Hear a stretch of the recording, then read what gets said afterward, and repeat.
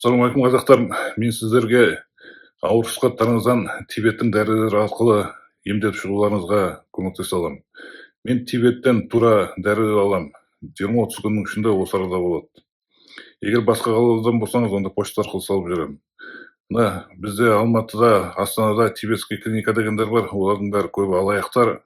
Сіздерді алдап, одан ескі срок өтіп кеткен дәрілерді береді.